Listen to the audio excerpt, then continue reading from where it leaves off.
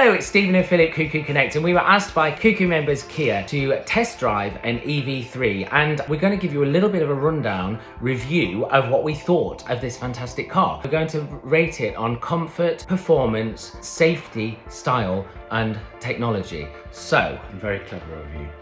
thank you.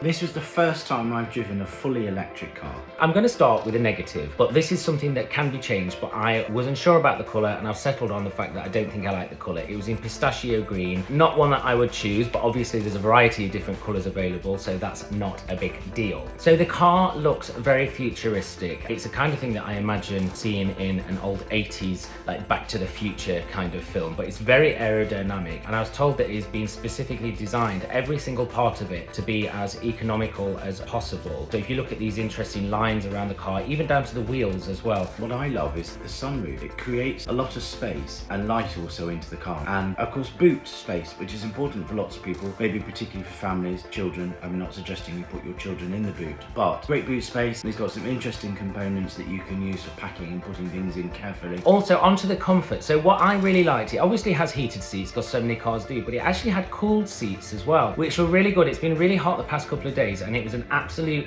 delight to feel the icy blast of cool air while you're driving. So no more sweaty backs when you get out the car for that important meeting. I also like the headrest as well. When I sat back in it, I thought, oh, this is like a lovely pillow. It was very soft, very comfortable. And it also has a relax feature for when you're parked up, and that headrest came in very handy then. It has an airline style little table next to the driver and the front passenger. So you've just got places for coffee, a sandwich, maybe a knife and fork with a little table setting. There's an adapter that you can plug into the charging point, and you can plug anything in there. So let's say if you went camping, you could plug a kettle in there, or you could plug your hairdryer in there maybe. What I must say in general is I found that this car to be very intelligent. When you get into the car, the seat moves back. So it's just giving you a bit of room to get into the car, maybe from a mobility. If you've not got a great back, that's really good. And then very cleverly, it remembers your actual driving position. Another thing that we were a bit split on, but it does project your speed into the windscreen. So it's almost like a hologram in the windscreen. So when you're driving, you can constantly glance at it. I'm obviously a really bad driver. It was beeping at me constantly. I was speeding, I was too close to things, I was drifting over a lane.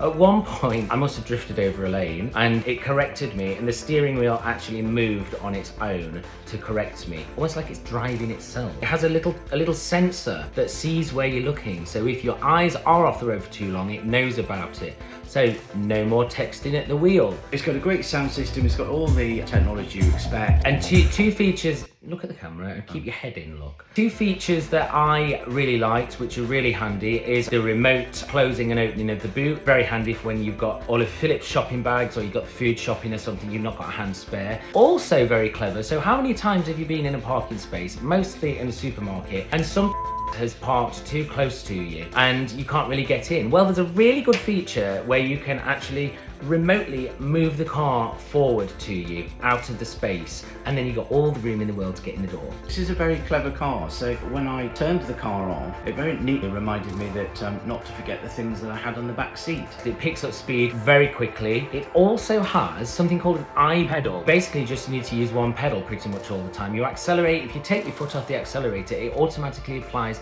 the brakes. Just makes the overall driving experience loads easier. And we both agreed as well, it was almost not like driving a car. It was so smooth and silent, and just generally an all-round lovely experience. And we will put the details of the Virtu Kia showroom, so go and visit, go and see all of the EV range. And if you're a little bit suspect about fully electric, actually it's a brilliant opportunity to go and have a look at that technology, have a look at how that might be a great saving for you from a tax point of view, used for business, from an affordability point of view. If you want to keep up with the times, then keep your eyes peeled for the brand new Kia EV4 and EV5, which we got a preview of recently, and they are beautiful. Really enjoyed our drive. We look forward to driving more of the Kia range, but for now, as we have it for the rest of the day, I'm going to take no, Philip's going to take me out for lunch, I think, as a reward.